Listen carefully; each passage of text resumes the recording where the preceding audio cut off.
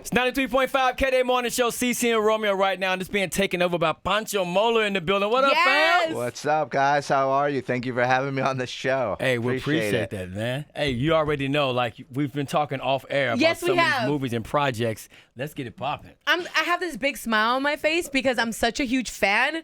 I saw him in American Horror Story. Okay. So I'm sitting here like, oh my God, he's actually like 2 feet away from me. What the hell?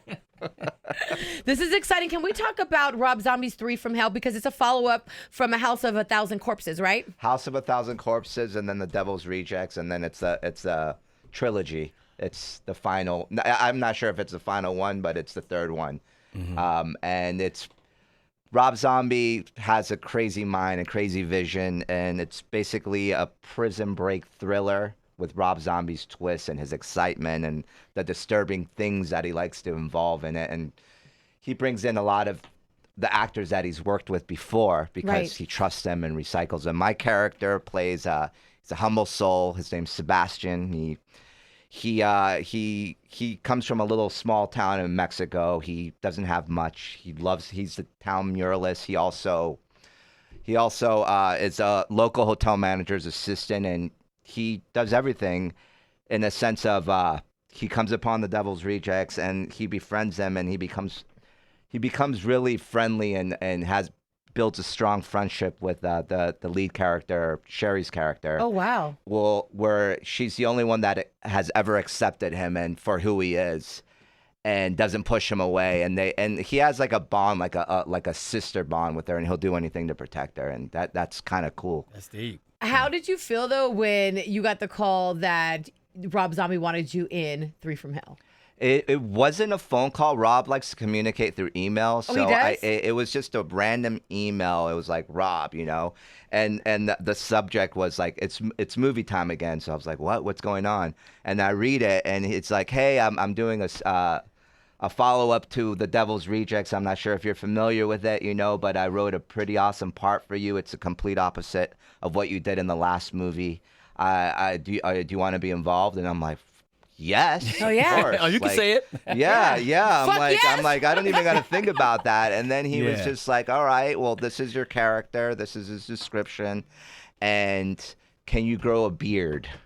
Because, you can't be in one of those movies unless you have a crazy hairy beard and long hair. So that's kind of what they created my character to look like. And you had no problem growing it? Because I can't do that at all. It was like 2 months before, so I grew what I could. And then they added this big wig on me to make me have long hair. And then I had an eye patch, and I had a long scar going down my eye. He was a crazy character. Oh, wow. But it's just he's a warm guy. He's not a bad guy. Right, exactly. But Rob knows how to make the fans root for the villains, which not many directors can do. So it's kind of cool to be a part of that.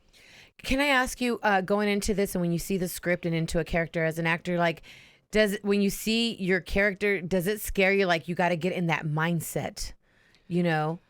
I don't know. It would freak me out a little bit. I'm not an actor, either. For Sebastian's character, not so much. It's just more intimidating in a sense that you see who you're going to be working with. A lot of my scenes were with Bill Mosey, who plays Otis Driftwood, who is one of the lead characters who you've looked up to since you started watching horror. And so you kind of have that intimidation, but you also have that trust.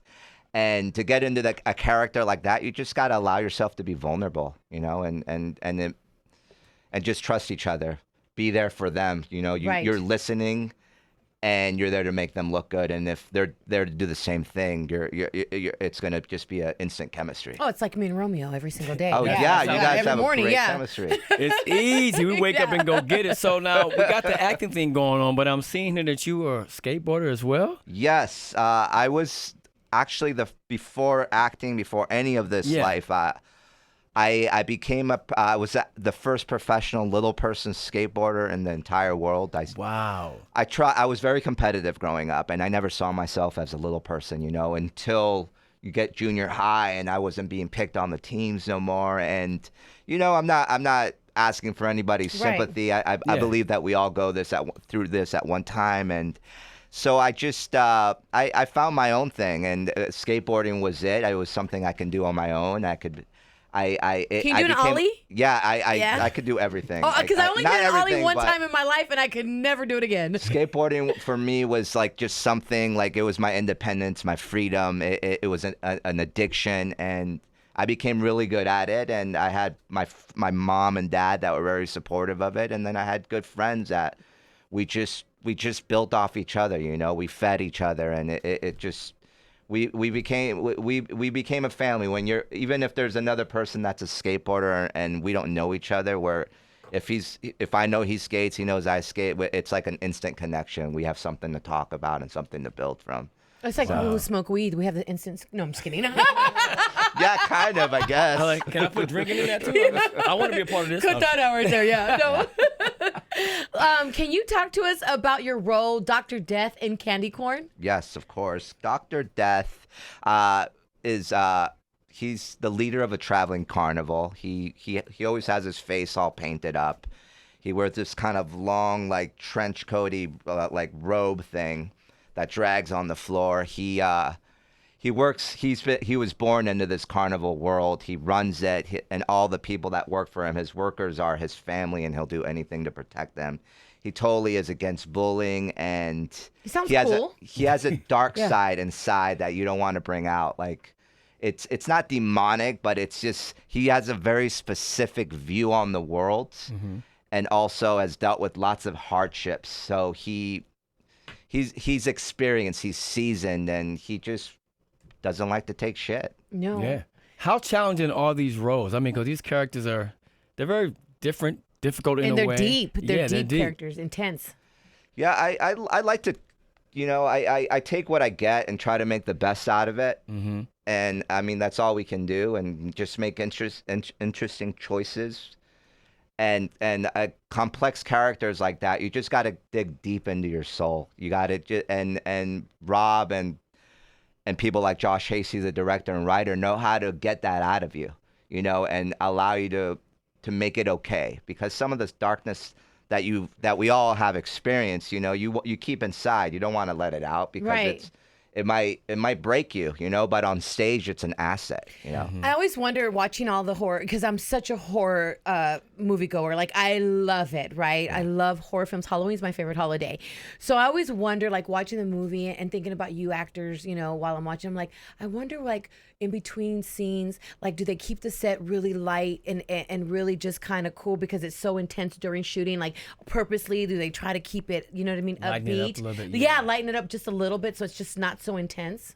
Or do they keep the mood the way it should be, or the way it's being filmed? When they yell cut, I mean, it's like some people stay in character, some people can just turn it off. For me, I try to stay in character. Oh, you do? Until we go to, I'm not like Call Me by Sebastian the whole time, or Call Me Dr. Death. I'm not nothing like that, but you got to keep that energy. Mm-hmm. Because if you don't, then it's a low budget film, so you're not getting 5 to 6 takes, 7 takes, 10 takes. You're getting like 2 or 3, and then we're moving on. Okay. And if you can't bring it, then that director will never hire you again, and you'll be edited out of the movie. Ooh. Oh, that is so scary. That's scary. Yeah, exactly. So with low budget films, you got to just be ready to bring it.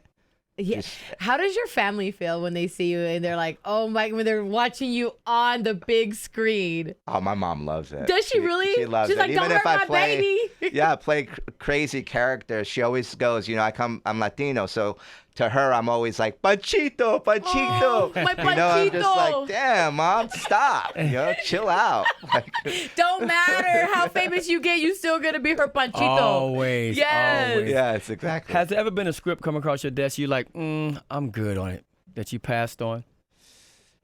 I wish I could say that. Mm-hmm. Unfortunately, I can't. Okay. So I don't want to like answer that question and have it not be real. I haven't had that opportunity, and there's things that I've passed on before in a sense of like commercial work or things like that, because it's always it's never dialogue. It's just like, hey, get up there and like like dance around and be funny, like, you know, and then we'll have this other tall guy so we can show a height contrast between you guys, and then that's you, and you get paid, and that's fine and dandy. But, you know, I feel that I've had enough training that I'm not necessarily above that, because nobody is, but I just choose not to do that. No, I respect that answer very big time. respectable. Yeah, because some people just do it for the check, but you're like, you know what? This is my brand. This is where I'm going in my direction. That's dope. Yeah, if I do that, then what's next, you know? And then what's next after that? I just can't do that.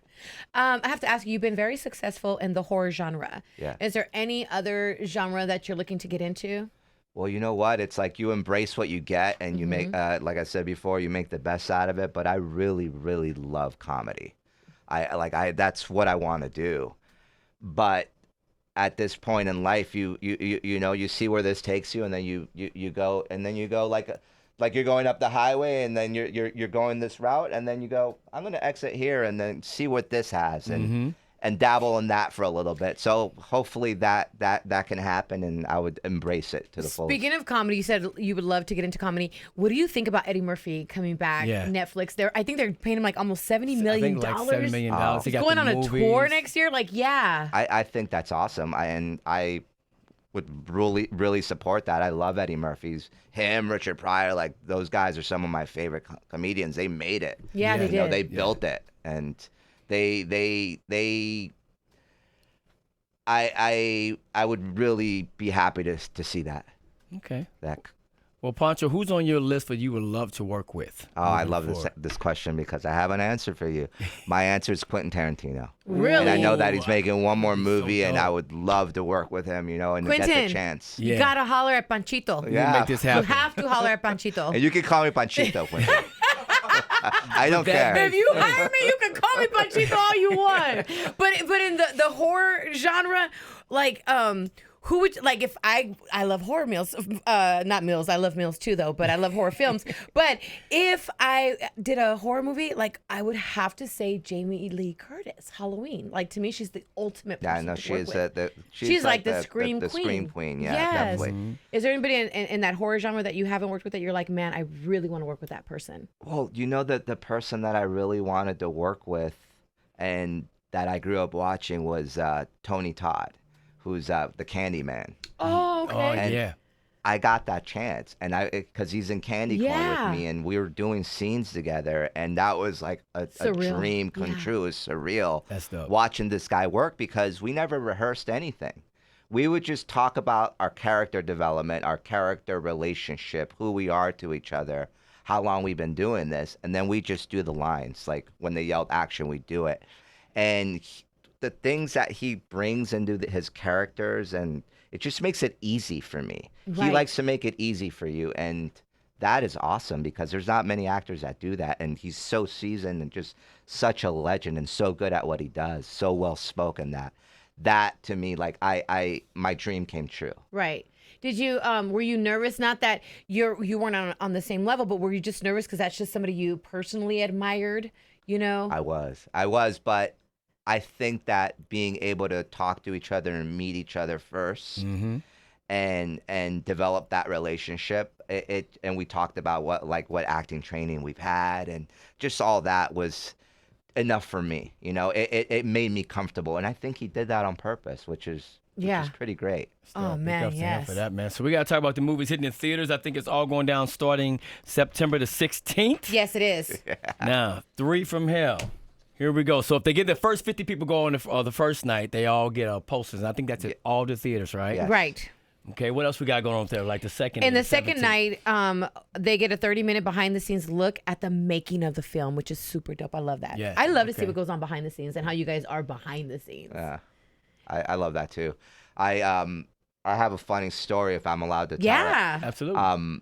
When films are never shot in order, you know, and another iconic character that I got to work with was Bill Moseley, and we had a scene together in 3 from Hell. And when Rob wrote the script, he didn't describe me like Sebastian, little person, or any of that. And so because he knew me already from working on the last movie, so he didn't tell Bill. And we both enter the scene where there's a gunfight about to happen, and I have to warn this dude what's going on.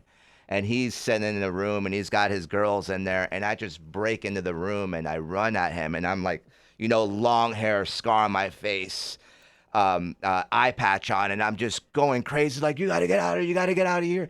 And he's in his tighty whities with long hair, and he's like, what the fuck? He thought it was like someone was playing a prank on him. Oh my And it was one of the funniest things. And Rob would like let it go on for a little bit. And he's like, cut.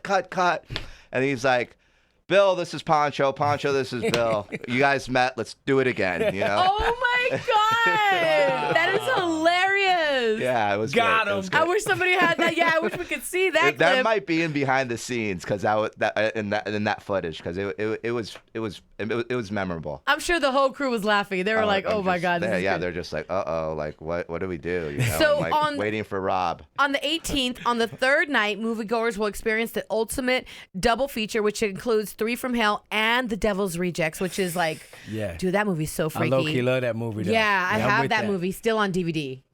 Perfect. Yeah. Well, I can't wait for you guys to experience that and for the fans to, get what they've been waiting for a long time. And where can they follow you at on social media? You can follow me I'm only on Instagram at Pancho Moler P.